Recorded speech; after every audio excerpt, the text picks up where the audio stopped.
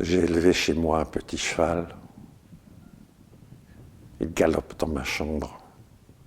C'est ma distraction. Au début, j'avais des inquiétudes. J'avais peur qu'il ne grandisse pas. Mais ma patience a été récompensée. Il mesure à présent 52 cm et mange et digère une nourriture d'adulte. Non, la vraie difficulté vint du côté d'Hélène. Les femmes ne sont pas simples. Un rien de crottin les indispose. Ça les déséquilibre. Elles ne sont plus elles-mêmes.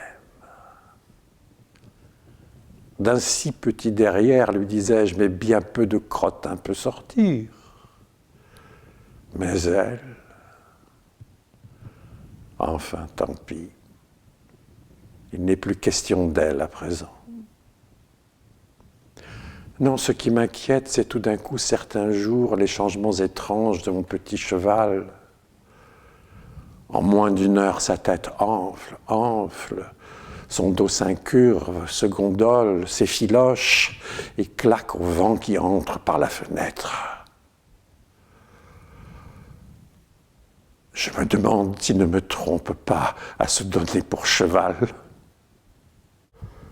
À minuit et demi, ce 7 juillet 1815, la France est à qui veut la prendre.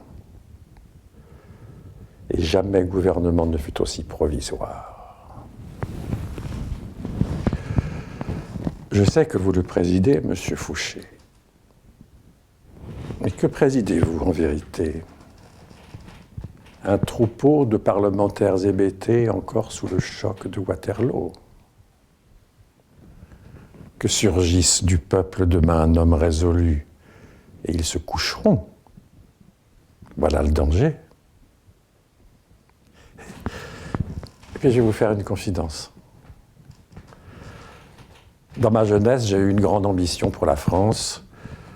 Je l'aurais voulu exemplaire, on y aurait parlé la plus belle langue du monde et créé librement des chefs-d'œuvre dans tous les arts. Il est regrettable que Napoléon n'ait pas eu cette idée de la France. Lui, il ne l'aimait que débordant de ses frontières, en crue, si j'ose dire. J'ai horreur de la démesure. Et cette France belliqueuse, aspirant à toute l'Europe, ne m'inspirait rien qui vaille.